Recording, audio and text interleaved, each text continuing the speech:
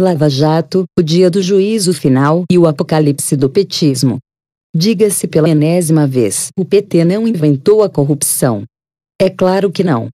O que o partido fez foi transformá-la num sistema e alçá-la à categoria de uma ética de resistência. Nesse particular, sem dúvida, inovou.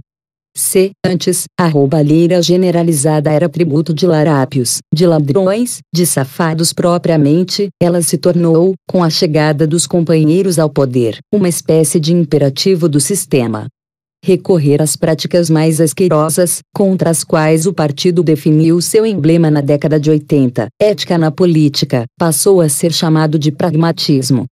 Observem que o partido não se tornou pragmático apenas nessas zonas em que a ação pública se transforma em questão de polícia. Também a sua política de alianças passou a ter um único critério de exclusão: está do nosso lado ou não. Se estiver, pouco importa a qualidade do aliado. Inimigos juramentados de antes passaram à condição de fiéis aliados. O símbolo dessa postura, por óbvio, é José Sarney. No ano 2000, Lula demonizava Rosiana nos palanques. Em 2003, os petistas celebraram com a família uma aliança de ferro. Os demônios que vão saindo das profundezas da Petrobras são estarrecedores. Não se trata, como todos podemos perceber, de desvios aqui e ali, como se fossem exceções a regras ancoradas no rigor técnico. Não. A corrupção era, tudo indica, sistêmica. Não se tratava de um corpo estranho. Era ele um organismo. E, convenham, parece que não havia Valha-Couto mais acolhedor e seguro do que a estatal. A Petrobras, com a devida vênia, nunca foi exatamente um exemplo de transparência, já antes de Roberto Campos ter-lhe pespegado a pecha de Petrossauro. Em nome do nacionalismo mais tosco, antes, meio direitoso, com cheiro de complexo burocrático militar. Depois, com o viés esquerdoso, tão bocó como o outro, só que ainda mais falsificado, há muitos anos a empresa se impõe ao país, não o contrário. Não foram poucas as vezes em que mais a Petrobras governou o Brasil do que o Brasil, a Petrobras. Com a chegada do PT ao poder, o que já era nefasto ganhou ares de desastre. A empresa passou a ser o bode exultório, que é o oposto do bode expiatório, da esquerdofrênia petista. E por que o partido é esquerdofrênico? Porque o estatismo advogado pelos companheiros só pode ser exercido, como é óbvio, com o concurso do capital privado, com o auxílio de alguns potentados da economia, com o amparo de quem reúne a expertise para tocar infraestrutura. E o resultado é o que se tem aí. Não vou livrar a cara das empreiteiras, não. Quem não quer não corrompe nem se corrompe. Mas não dá para esquecer o depoimento de Alberto Youssef ao juiz Sérgio Moro, em que sobressaem duas informações importantes.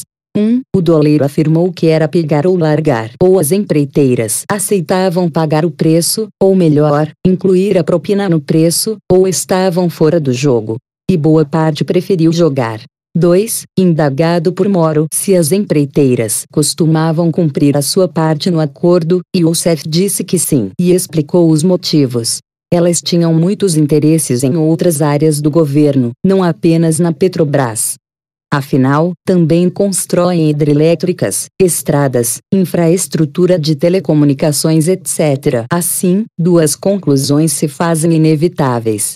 As empreiteiras, tudo indica, atuaram como corruptoras, sim, mas é razoável supor que falavam a linguagem que o outro lado queria ouvir. 2. Não há por que o padrão de governança das demais estatais e órgãos públicos federais ser diferente. Como já afirmei neste blog muitas vezes, estamos diante de um método, não de um surto ou de um lapso da razão.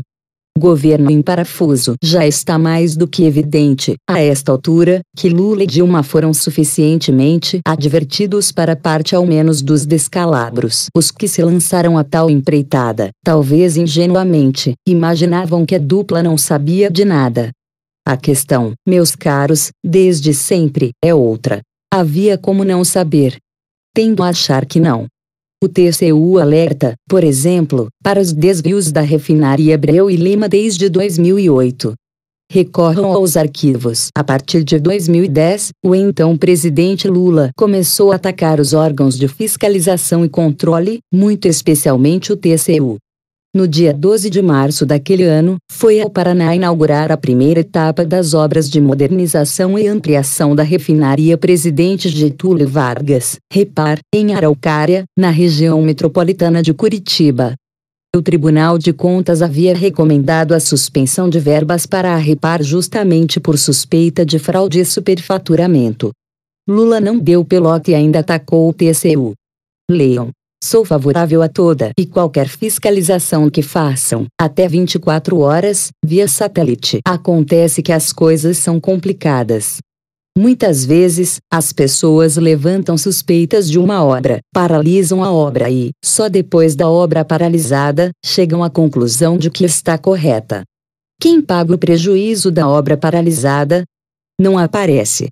O povo brasileiro paga porque não tem obra. Pois é, vejam quanto o povo brasileiro está pagando pelo método Lula de fazer política. O terremoto que está em curso abalou as empreiteiras, aquelas que o pagavam a propina ou ficavam fora do negócio. Pesos pesados do setor estão na cadeia, alguns em prisão preventiva e outros em prisão provisória. Mas estamos bem longe do topo na escala. Estima-se que o esquema possa enredar nada menos de 70 políticos, muitos deles com mandato.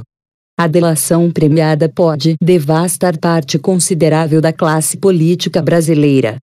E, aí sim, talvez saibamos o que é a terra tremer. E a gente se espanta ao constatar que o segundo mandato de Dilma ainda não começou. Talvez só em janeiro muita gente se dê conta de que pode haver mais 4 anos de mais do mesmo, só que num cenário à beira do abismo. Policiais federais chamaram esta sexta de dia do juízo final, que é apenas uma passagem do apocalipse, por Reinaldo Azevedo.